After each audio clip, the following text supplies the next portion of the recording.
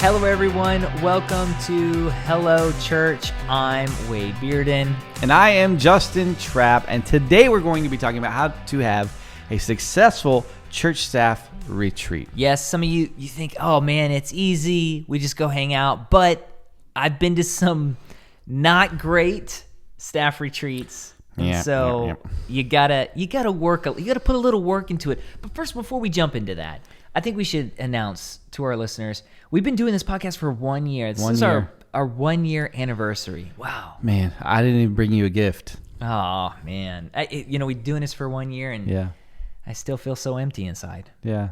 It feels... It didn't fill the hole. No. I love doing this. No, it's been awesome. Yeah. We've really enjoyed it. Uh-huh. Back to the staff retreat, right? Okay, 1 year. Oh, man.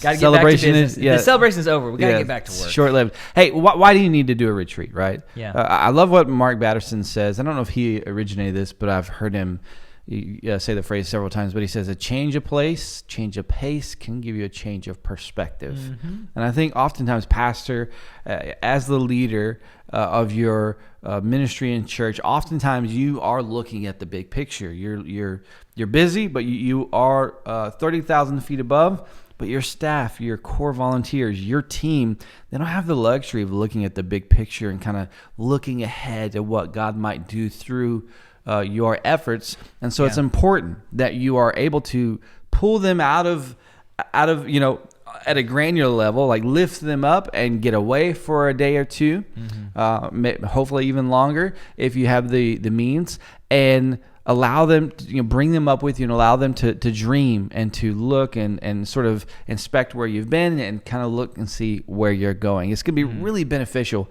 if you're able to do this. So hopefully these tips can help you plan a fun one, a successful staff retreat. Oh man, I feel like half the time at church you're just trying to find somebody to watch the 2-year-olds on Sunday morning, right?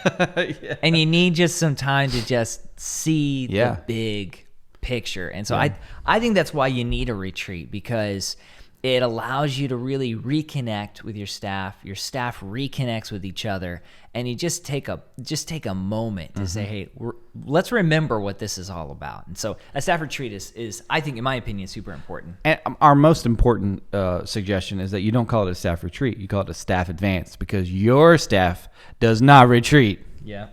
Hey, I just want everybody to know Justin wrote that joke down in the show notes. Man, so I did. It's literally right here. That's it. That's all I have. It's staring me in the face, and I'm just been like, it's coming. Just be ready. It's coming, and it's here. Gosh, that's why you didn't laugh. It was so funny in my head. Sometimes things are so funny, they just hit you in a deep part of your heart, and that's what happened to me. But I'll be laughing. I'll wake up laughing. You'll be laughing for a few days internally. Yeah, internally, reliving the moment watching this video. Hopefully my wife doesn't see this episode. She's going to text me immediately and said, just please stop writing jokes. My wife, I love you, baby. Tisha, she told me one time, she said, honey, I believe that you can do anything. I believe in you, and I believe you can do anything that you set your mind to, except comedy. Sometimes you just need some candor in your life. Why the team allowed me to write a joke, I don't know. It's y'all's fault, not mine. Speaking of staff retreats, first point is do comedy as a pastor. Do a stand-up set. Man. So really, if we're talking about tips, how to plan, I think the first thing is you've got to identify your purpose and define success. Yeah, what does success look like? Like if you did what they would call post-mortem. So you said, okay, this event is about to happen. Afterwards, if we assess this event, let's do a pre-post-mortem.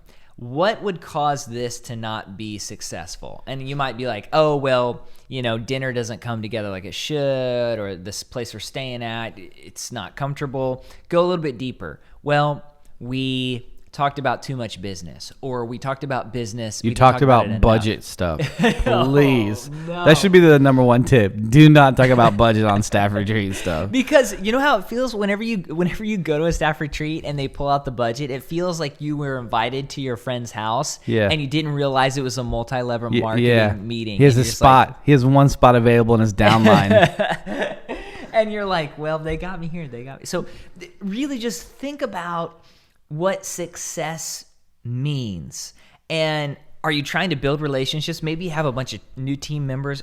Are you wanting to help them to get to know each other in a deeper level? Do you want them to understand your vision? Yeah. Or do you? Is there an initiative that you Yes. that's on the horizon that you need buy-in for? Like, what is the win? Yeah. What is the win? How are you going to help them engage in a certain planning process? What it is, and here's the thing that I'll say too. That when you think about success, don't try to go too big. Okay, just kind of focus when we're talking about budget and we're talking about vision and we're planning our sermon series calendar. We're doing this. It turns into a really long staff meeting all weekend long, one you can't escape from. Yeah. And one you're staying the night at. So make sure your success meter is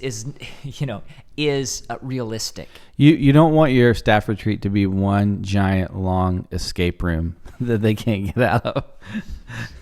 And you do that, you avoid that by developing an agenda for it's your like retreat. VBS. Yeah. The week of VBS all over again. There it is. So you want to have an agenda, right? So you want to do things. You want to have an agenda for fun things. Mm-hmm. You want to plan for your team to have some fun together. You want to have some time in there. We talked about this last episode, but solitude. Allow some space in your retreat for them to reflect. Because a lot of times when you go on these big retreats, you're downloading a lot of information. You're discussing maybe some deep, complex topics, maybe the future of your church. There needs to be time in there for them to digest and work through that internally, as you've also discussed it as a group. And you also want to make sure that, like, for the values and the culture that you have, that you sort of lean into those values on your staff retreat. So maybe, like, for instance, we have a value here that's called contagious generosity. So if you have a value at your church or on your team that's contagious generosity, maybe you do something, an activity centered around that value that really sort of reinforces that over a long period of time. And you create a moment, right? Yeah. Yeah. And so think about what success means. Develop an agenda, like the same thing too. Keep it thin. Don't have 5-hour meetings. Kind of break it up. And the next thing you want to do is, in my personal opinion, I think staff retreats are really good for big picture vision and or planning. So as Justin mentioned before, we are in the details. We're in the week to week, the day to day. As a pastor, you want to pull people out of that, and you want to say, hey, this is what this is where we're going to go in the next 2 to 3 years. Here's some goals that I have. Here are some positions that I want to hire for in the next few years. Or here's this big event that I want to put on in the community. Really big picture. Nothing tactical. Stuff. Yeah, nothing tactical. Like, we're not going to plan it right now. No. Here's where we want to go. Yeah. And it might be very general, but give your people some big picture stuff to think about. Yeah, another thing, I think I already hinted on this before. Maybe I got ahead of myself here in my notes. I was too busy rereading my comedic contribution. Joke. You're like, man, that's amazing. But you want to plan team building activities. So our team, what we've done with some of our members in the past is we go to a national park every August, September. And what we'll do is we'll do some hiking. Some hikes have been harder than others, I can tell you, when this one chooses which hikes we go on. Whenever I go on like vacations or stuff, I like to do things and come back more tired than when I left. Yes. So I love that. Yep. So last time I might have planned a 10-hour hike. That turned into a 12-hour hike. Maybe 13 hours. That, involved like a 0.8, was it 1,300 foot elevation gain? Yeah. Section. So it happens. It's no one's fault. You can't plan that. No, not at all. So what we like to do, we like to do hikes, and we're not mountain climbing or anything, but we also have a lot of other easy activities. Some of these hikes are really easy. There's this one that we've done in Jackson, Wyoming, Jackson Hole. There's a ski resort there where we ride the gondola to the top of the mountain there, and then you hike down. So that's kind of like an easier hike. And that's something you do. There's actually a waffle shop at the very top, which is an amazing experience. Yeah. But do activities. It doesn't have to be hard activities or extreme activities, but things that you can do together. Indoors, do things indoors. Maybe bring some card games. There's a great card game we played as a team the other day called Stuff Christians Like. Yeah. Cards Christians Like. Cards Christians Like. Excuse me. Yeah, you should play guys. that with your team. It's a lot of fun. Yeah, Cards Christians Like. You can order it. And just like grab the Stephen Furtick card and stuff it in your back pocket, and just save it for the right moment. It'll come. Yeah, it'll come. It'll come. We've done whitewater rafting. We've done all different types of things, indoor and outdoor, and just make sure that with your agenda, you just kind of have a nice variety. Again, solitude, rest, reflection, but also outdoor activity, team activities together. Maybe let people go do their own thing, whatever the case may be.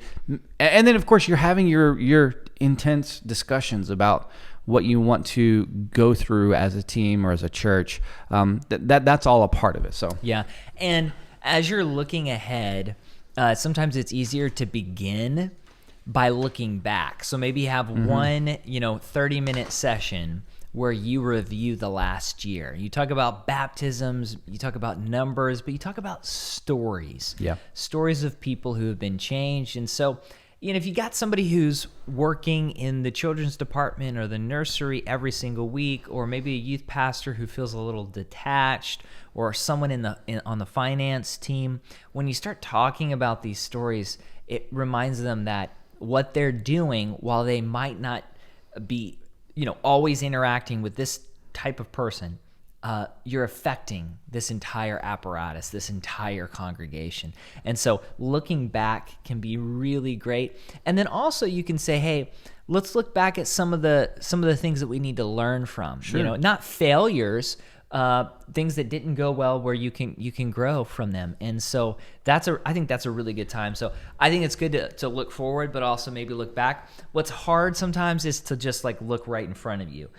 So you just have to gauge where your church is at and how you can communicate that and talk about that. Well, there's the old saying, you don't get what you expect, you get what you inspect. And I think inspection is an important part of the growth process for us as individuals, right? Analyzing who we are, where we've come from, maybe our performance in certain areas, but also as an organization. You have quantitative data, large data. You have the number of baptisms versus the previous years, and all those types of things. And you don't want to every number. What is the phrase? Perry Noble used to say it. Every dollar has a Every face has a name, every name has a story, and every story matters to God, or something like that. But that's the thing. You're looking at the big data, right? But every piece of data has a story, has value, has meaning, and like Wade said, if you're able to share some of those stories on this retreat, it's going to mean a lot to your team.